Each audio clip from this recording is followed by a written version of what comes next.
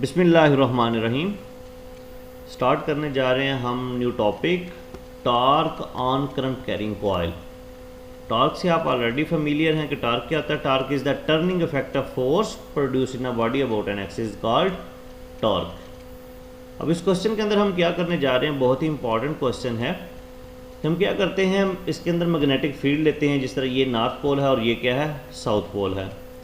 और आपको ये भी मालूम होना चाहिए कि इसकी डायरेक्शन क्या होती है मैग्नेटिक फील्ड लाइंस की, नॉर्थ से साउथ की तरफ। तो यानी कि हम इसको इस तरह से एरो लगा के क्लियर कर देते हैं कि ये हमारे पास क्या है,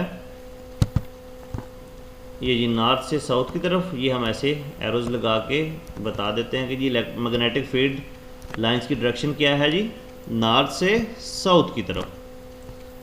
हम क्या करते हैं, इस मैग्नेटिक फील्ड के अंदर एक रेक्टेंगुलर कॉइल प्लेस करवाते हैं। ये वाली ये रेक्टेंगुलर कॉइल हमने क्या किया, इसके अंदर प्लेस करवा दी है।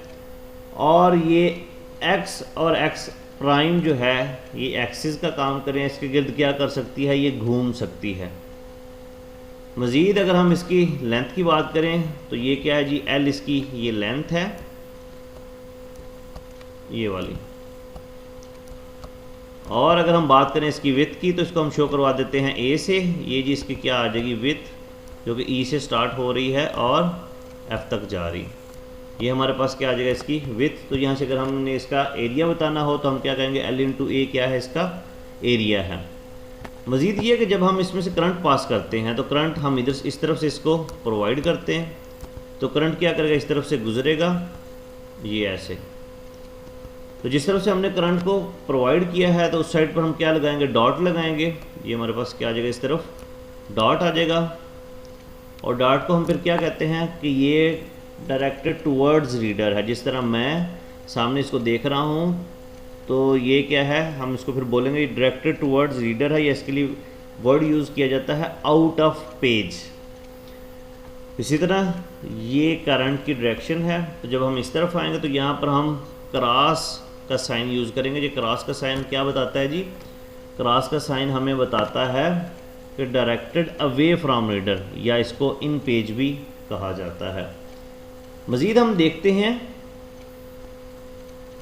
तो यहाँ पर जो मैग्नेटिक फोर्स लगेगी, डेफिनेटली हमने इस रेक्टेंगुलर कॉइल को इसके अंदर प्लेस करवाया हुआ है। तो जब इसके अंदर मैग्नेटिक कॉइल को इस रेक्टेंगुलर कॉइल को प्लेस करवाया है, इस पर जो फोर्स लगेगी उसमें ये जो साइड्स हैं, जिसमें जी एच है, एच ई है, ई एफ और एफ जी, इन साइड्स क्या रोल है, इनकी वजह से टर्निंग इफेक्ट प्रोड्यूस होगा कि नहीं होगा, तो इनको भी हम देखते हैं। तो यहाँ पर हम एक फार्मूला यूज़ करेंगे जो कि हमने क्वेश्चन चैप्टर नंबर 14 का फर्स्ट जो क्वेश्चन था उसके क्वेश्चन हमने पढ़ा था, force on current carrying conductor. तो वहाँ से हमारे पास फार्मूला आया था मैग्नेटिक फोर्स का, that one is equal to F is equal to I into L cross B. तो ये क्रॉस प्रोडक्ट है, तो क्रॉस प्रोडक्ट है, इट मीन्स जब हम इसको ओपन करेंगे तो यहाँ पर क्या आएगा, साइन थीटा आएगा। And what is theta, theta is the angle between L and B.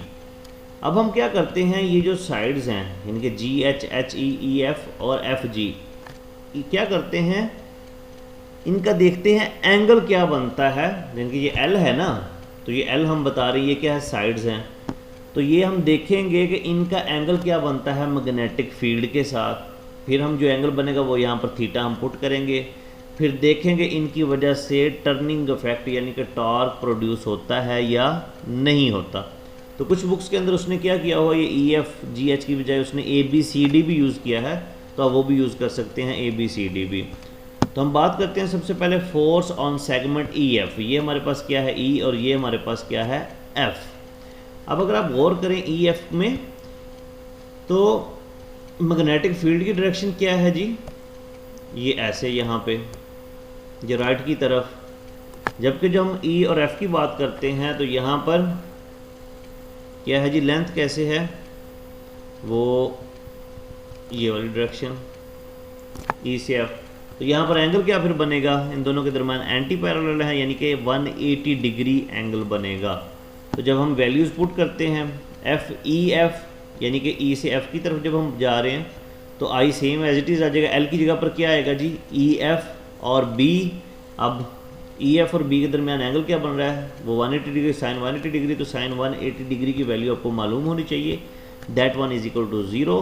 सो हमारे पास जो आंसर आ जाएगा magnetic force along E F वो क्या होगी जी, वो इसका आंसर आ जाएगा 0।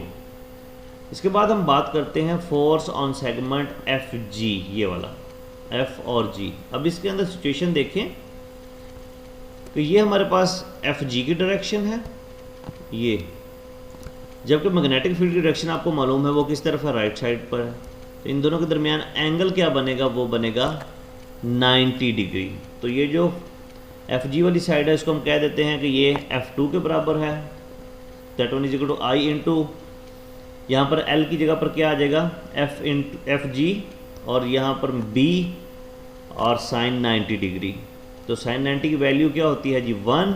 जब साइन 90 की वैल्यू हम 1 पुट करेंगे तो हमारे पास आंसर आ जाएगा एफ जी, जिसको हमने F2 का नाम दिया है, that one is equal to आ जाएगा ILB के बराबर आ जाएगा।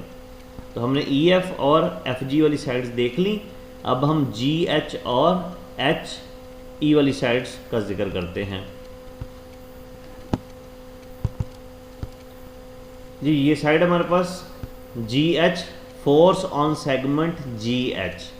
अब अगर आप गौर फरमाएं तो GH की डायरेक्शन देखें और मैग्नेटिक फील्ड की डायरेक्शन देखें, तो GH की डायरेक्शन हमारे पास ये वाली है, जबकि जो मैग्नेटिक फील्ड लाइंस हैं उनकी डायरेक्शन जो क्या है, ये वाली सेम है। तो दोनों के दरमियान एंगल क्या बनेगा, 0 डिग्री पैरेलल हैं।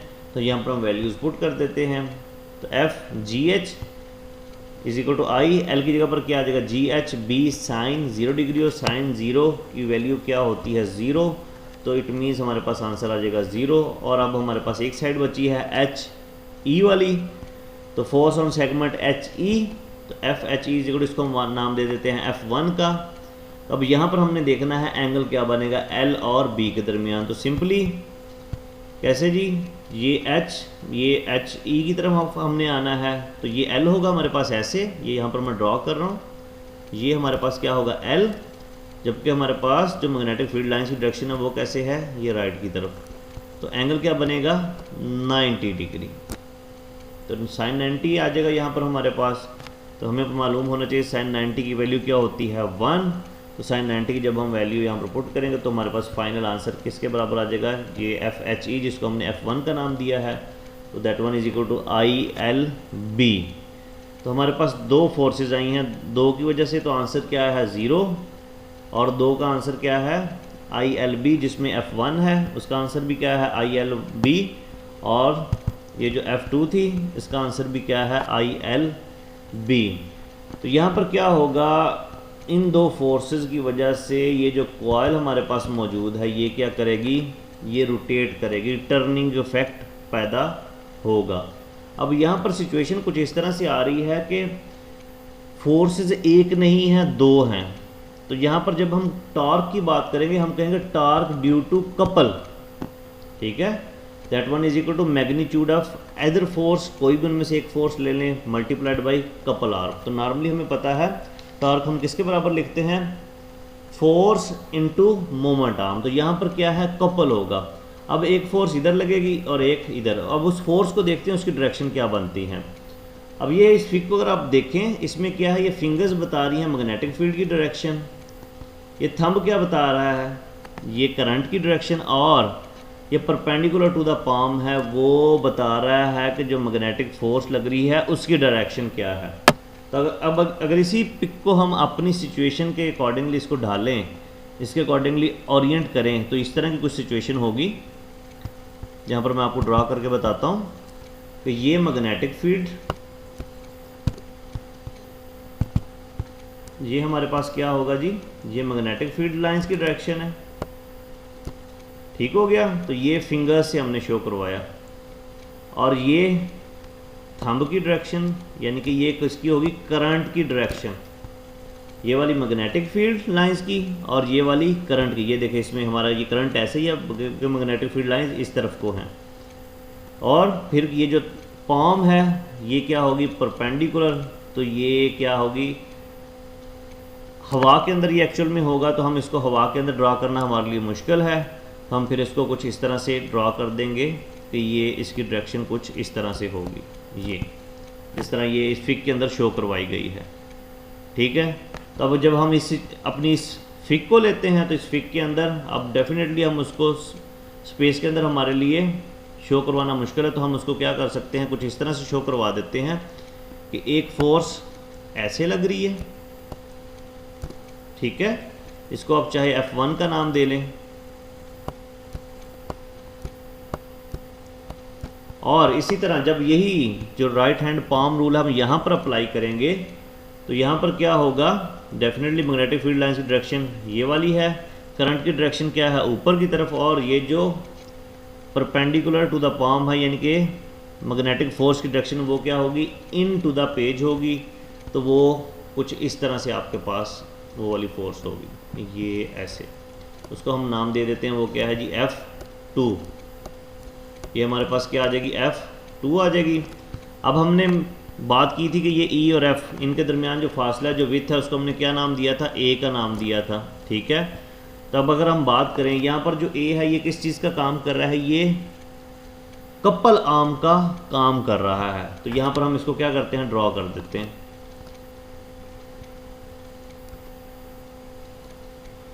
ये यहाँ पर क्या काम कर रहा है जी, कपल आर्म का काम कर रहा है। तो यहाँ पर एक फोर्स नहीं लग रही, दो फोर्सेस हैं जो कि मैग्नीट्यूड में बराबर हैं, लेकिन डायरेक्शन उनकी क्या है, एक दूसरे के अपोजिट है।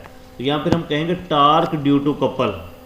अब इसको लिखने का तरीका क्या होता है कि यहाँ पर लिखनी है आपने मैग्नीट्यूड ऑफ अदर फोर्स, किसी एक फोर्स की, जिस तरह ये F1 निकाला है ये F2, दोनों का आंसर सेम है। किसी एक फोर्स का क्या करें, मैग्नीट्यूड पुट करें आप यहाँ पर फोर्स की जगह पर, और साथ में क्या आ जाएगा, कपल आर्म आ जाएगा, और वो किसके बराबर है, A के बराबर है। तो यहाँ पर हम A पुट कर देंगे। तो इसी चीज़ को हम सॉल्व करते हैं, IB इंटू LA आ जाएगा, और LA डेफिनेटली ये दो लेंथ्स हैं तो ये किसके बराबर होंगे, एरिया के। तो यहाँ पर LA को हम रिप्लेस करवा सकते हैं किसके साथ, A के साथ। तो ये हमारे पास क्या आ गया, टार्क आ गया। तो इसके अंदर ओरिएंटेशन क्या थी रेक्टेंगुलर कॉइल की, ये वाली। अब अगर हम क्या करें, इसकी ओरिएंटेशन थोड़ी चेंज कर दें, किस तरह से चेंज कर दें जी, कुछ इस तरह से जी, हम इसकी ओरिएंटेशन क्या कर देते हैं, चेंज कर देते हैं। लास्ट वीक के अंदर आपने देखा होगा जो A था वो ऐसे स्ट्रेट, ये स्ट्रेट। अब इसके अंदर क्या है, हम कॉइल को कुछ इस तरह से प्लेस करवा देते हैं। ये क्या है, A है, और ये मैग्नेटिक फील्ड लाइंस की डायरेक्शन जो है वो ये वाली है। तो इसमें फिर A का वो वाला पार्ट किरदार अदा करेगा जो कि मैग्नेटिक फील्ड लाइंस की डायरेक्शन में होगा। तो जब हम A को रिजॉल्व करेंगे उसके कंपोनेंट्स में, तो एक क्या बनेगा, एक x की तरफ होगा और दूसरा y की तरफ।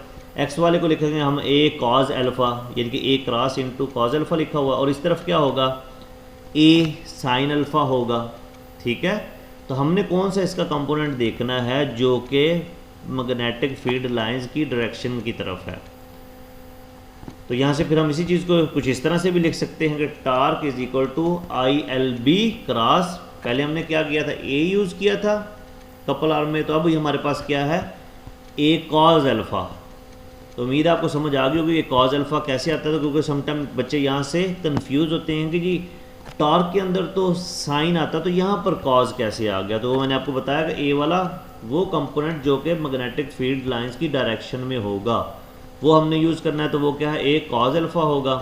तो A cos अल्फ़ा हमने यहाँ पर लिख दिया। मज़ीद जो हमने बात की कि L इंटू A किसके बराबर था, ये एरिया के बराबर था। तो जब A ये एरिया के बराबर है तो इसको LA को हम रिप्लेस करवा सकते हैं इस A के साथ। तो ये tau is equal to IBA cos alpha हमारे पास आ गया। और अगर आपके पास n नंबर ऑफ़ टर्न्स हैं तो सिंपली क्या करेंगे, आप इसको n से मल्टीप्लाई करवा देंगे, तो टॉर्क हमारे पास किसके बराबर आ जाएगा, NIBA cos अल्फ़ा आ जाएगा। अब इसका एक स्पेशल केस है कि अगर आपके पास ये जो अल्फ़ा है ये 0 डिग्री के बराबर है, तो cos 0 की वैल्यू क्या होती है, मैक्सिमम।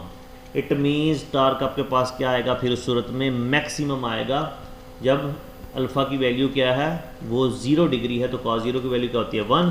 तो टॉर्क मैक्सिमम किसके बराबर आ जाएगा, NIB इंटू A आ जाएगा। तो ये हमारे पास क्वेश्चन था, torque on current carrying coil. तो इसको हम एक दफ़ा से दोबारा देख लेते हैं। तो ये हमारे पास क्या था, मैग्नेटिक फील्ड का नॉर्थ, और ये क्या था, साउथ। तो मैग्नेटिक फील्ड लाइंस की डायरेक्शन आपको पता है नॉर्थ से साउथ की तरफ होती हैं, और ये एक रेक्टेंगुलर कॉइल है जो कि ये एक्स प्राइम के गिर्द घूम सकती है, रोटेट कर सकती है। और टार्क को आपको मालूम है, torque is a turning effect of force.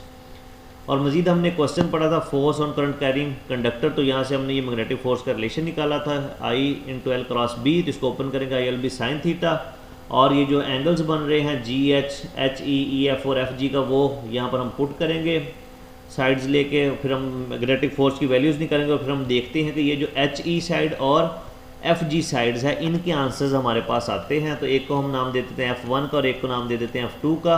इनके आंसर्स आते हैं IL B। सेम इसी तरह ये F1 ये IL B आंसर आ गया। फिर हमने यहाँ पर टार्क मालूम किया, तो नॉर्मली हम टार्क के लिए क्या लिखते हैं, torque is equal to force into moment arm. तो यहाँ पर क्या है, दो फोर्सेज हो रही, तो हम यहाँ पर हम बोलेंगे टार्क ड्यू टू कपल, ठीक है, एक इधर फोर्स और एक इधर फोर्स, जिसकी वजह से ये क्या करती है, ये रेक्टेंगुलर कॉइल है वो ये रोटेट करती है। तो इसको हम लिखेंगे मैग्नीट्यूड ऑफ आइदर फोर्स, यानी कि कोई एक फोर्स का भी मैग्नीट्यूड आपने यहाँ पर पुट करना है, और साथ में आप कपल आर्म, यहाँ पर जो ए था वो जो इसकी विड्थ थी ये क्या काम कर रही थी, एज ए कपल आर्म काम कर रही थी। यहाँ पर हम वैल्यू पुट कर देंगे तो ये हमारे पास आंसर आ जाएगा। और मज़ीद अगर आपके पास सिचुएशन कुछ इस तरह से हो जाए कि ये जो आपके पास कॉइल है ये कुछ डिफरेंट तरीके से प्लेस करवाई जाए मैग्नेटिक फील्ड में, यानी कि इस तरह से, ये देखें कुछ इस तरह से इसको प्लेस करवाए, बाकी ये F1 और F2 हैं, इनकी डायरेक्शन आपको पता है ये अपोजिट है एक दूसरे के, ये मैग्नीट्यूड में बराबर हैं। तो ये अगर कॉइल की ये इस तरह से उसको प्लेस किया गया है, तो आपने क्या करना है, इसको रिजॉल्व करना है इसके कंपोनेंट्स में। तो एक क्या होगा इसका हॉरिजेंटल और दूसरा क्या होगा वर्टिकल। तो हॉरिजेंटल ये कॉज अल्फ़ा और वर्टिकल क्या होगा ये साइन अल्फ़ा। तो हमने वो कंपोनेंट देखना है जिसकी डायरेक्शन क्या हो मैग्नेटिक फील्ड के अलॉन्ग, ठीक है। तो मैग्नेटिक फील्ड के अलॉन्ग ये कॉज अल्फ़ा बनता है, तो बी और जो इनके दरमियान एंगल बनेगा वो देन डेफिनेटली 0 डिग्री होगा। तो हमारे पास आंसर क्या आएगा, मैक्सिमम। ये हम यहाँ पर वैल्यूज़ पुट कर देते हैं, ये फोर्स आ गई और ये कपल आर्म आ गया, ये वैल्यूज़ पुट की, ये हमारे पास आंसर आ गया फाइनल। व्हेन जो आपके पास नंबर ऑफ़ टर्न्स हैं वो क्या है, n है। और इसी तरह आप मैक्सिमम इसका आंसर निकालना चाह रहे हैं, मैक्सिमम टार्क निकालना चाह रहे हैं, वो कब पॉसिबल होगा, जब अल्फ़ा क्या हो 0 डिग्री हो, क्योंकि cos 0 की वैल्यू क्या होती है, वो 1 होती है, और that one is the maximum value. तो यहाँ पर मैक्सिमम टार्क किसके बराबर आ जाएगा, NIBA cos 0 degree, that one is equal to NIB into A। तो इस लेक्चर को आपने गौर से समझना है। तो मज़ीद हमारे जो नेक्स्ट लेक्चर्स आएंगे, गलवानोमीटर, एवोमीटर वगैरह जितने भी आगे मीटर्स आएंगे, एम मीटर भी जिसके अंदर शामिल होगा, तो उनको समझने के लिए इस लेक्चर का समझना बहुत ज़रूरी है। तो आपने कोशिश करनी है इन सब लेक्चर्स को सीक्वेंस से सुने। शुक्रिया।